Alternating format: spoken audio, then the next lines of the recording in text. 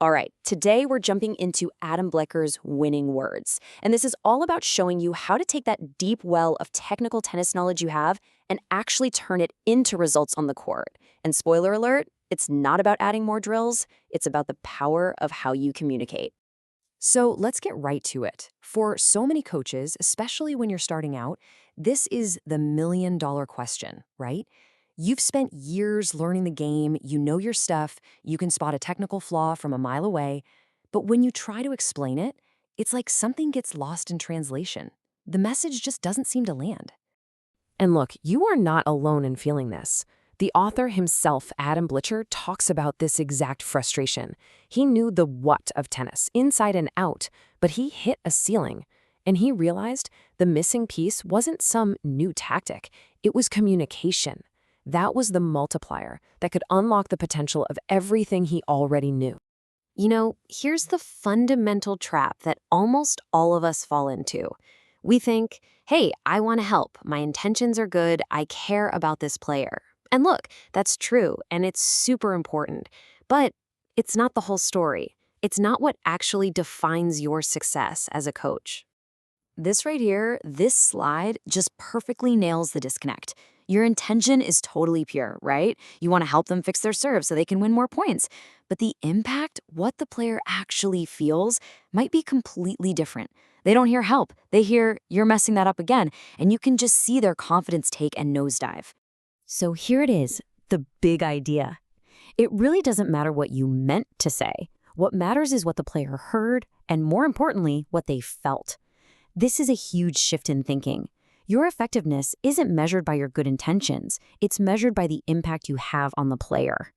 Okay, so where do we even begin with this? Well, our first big pillar is all about connection, because before you can even think about directing a forehand, you've got to build a real relationship. The most important work often starts way before a single ball is ever hit. You should probably write this quote from Alistair McCaw down somewhere. Make it your new mantra, because that connection, that's what builds the trust that allows your direction, your coaching, to actually be heard and acted on. Without it, your words are pretty much just noise.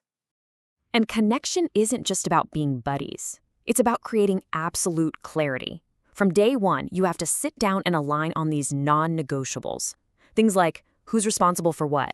What's the expected behavior during practice and matches? Or how are we going to talk to each other after a tough loss? Getting this stuff sorted out up front saves you from 1,000 headaches down the road. So once that connection is there, it's time to kind of rethink your whole role on the court. You need to shift away from being a constant talker and more into becoming a designer of an environment where the drills themselves do most of the talking. Think about it like this. Instead of just giving your player the answer, you build a puzzle for them. A puzzle that really only has one correct solution, the one you want them to find. Your job is to create the conditions for them to discover it. Because when a player figures something out for themselves, man, that learning sticks 10 times deeper. So what does this environment actually look like in practice? Well, it means you're not just feeding balls out of a basket. You're building in variability, making drills feel more like real points. You're forcing the player to actually make decisions, not just mindlessly execute a shot. And crucially, you're giving them the space to explore, and yes, even to fail sometimes. Okay, but what about those moments when you do have to step in and say something? How do you give feedback that actually helps instead of just sounding like criticism? That's our third pillar, and it's a big one. See, here's the thing. Anybody can be a critic. It's easy to stand on the side of the court and just point out what's wrong. You're late. Drop your shoulder. But that's not coaching. A coach doesn't just identify the problem. A coach provides a clear, actionable pointer that actually guides the player toward the solution.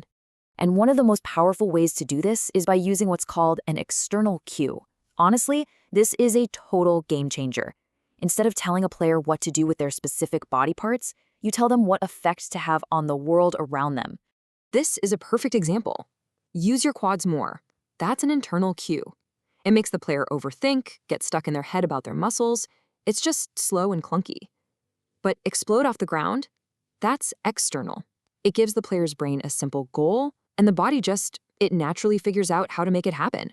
It's so much faster and more effective. And hey, the science totally backs this up. When you shift your language to external cues, You see faster learning, better performance when the pressure's on, and movement that's just more fluid and natural. You're basically getting out of the player's way and letting their inner athlete take over. Now, what about on match day, when everything's on the line? You got to keep it simple. Think of your communication in these 3 buckets.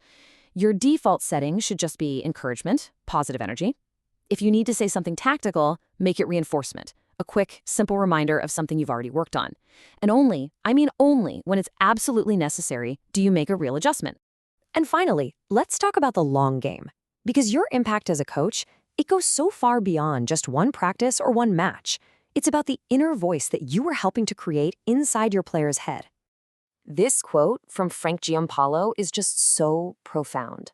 The words you use day in and day out, they don't just vanish into thin air. They get absorbed. They become the script that your player reads to themselves when it's 5-all in the 3rd set and you're not there to help. You are, quite literally, programming their inner coach. So that's the question I want to leave you with. When the match is on the line and they're all alone out there, what is that inner voice going to say? Is it going to be a critic listing off all their flaws, or is it going to be a coach reminding them of their strength and giving them one clear, positive cue to focus on?